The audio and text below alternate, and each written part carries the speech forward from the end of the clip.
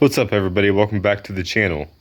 Now that we have the initial swap finished and Bruised Ego is up and running and on the road, let's go over what it really costs to do an LS swap on a V6 Firebird.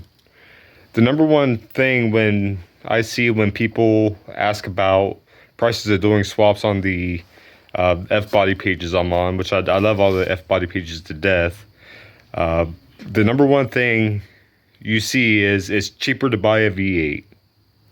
Let's go over the numbers and let's test that theory.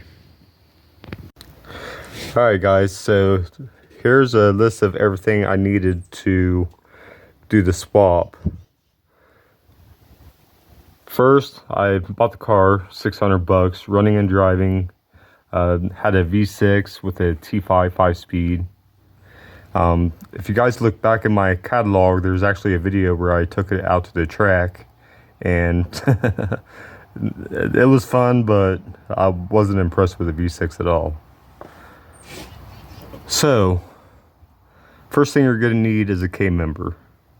I bought a tubular K-member, BMR K-member, used on Facebook Marketplace, $300. We'll come back to MISC. I picked up a 5.3 complete at the local pick and pull, $250.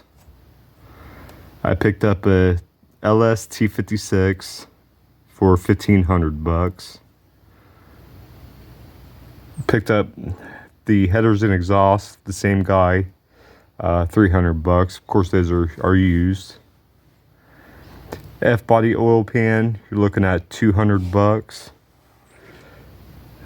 And if you was to pick one up at a junkyard, you can pick up the ECM and wiring harness for the 5.3 for around $100.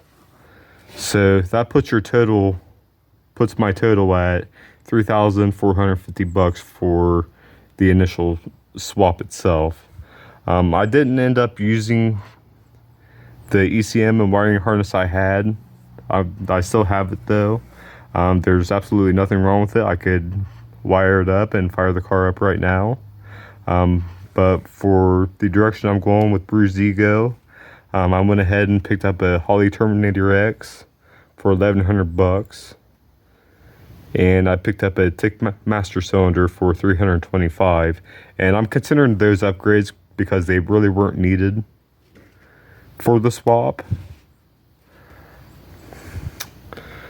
Now, I sold the V6 for $400, sold the T5 for $400, and sold the catalytic converter for $230 at the scrapyard.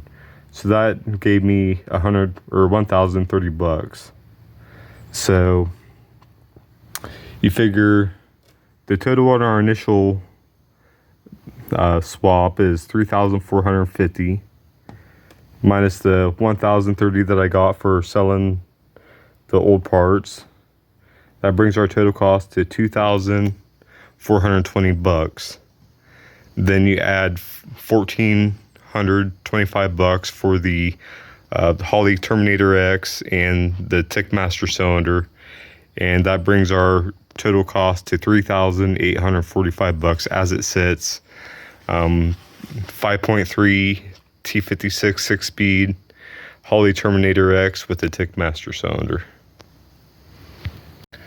Alright, now having gone through all that, is it cheaper to swap a V6 car or is it cheaper to buy a V8? It's most definitely cheaper to swap a V6 car if you're doing it yourself. It's absolutely feasible to do it under a budget.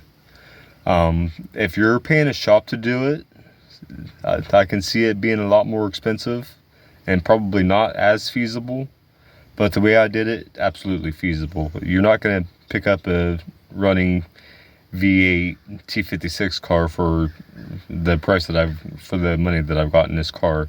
And that's even with the upgrades like the Holley Terminator X and the Tick Master cylinder.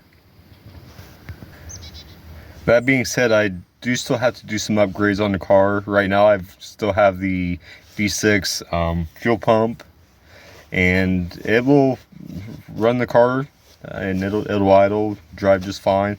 Problem is, it's just not enough fuel pump. It does run very lean, especially at wide open throttle, or even, you know, a partial throttle.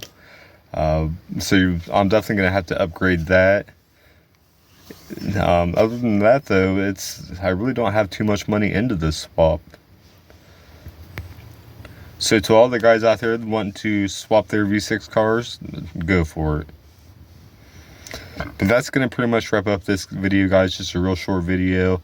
Right now I've got a bunch of parts ordered that I'm waiting to come in, so it's probably going to be a week or two before I get back to work on it. But from here on out, race car and training.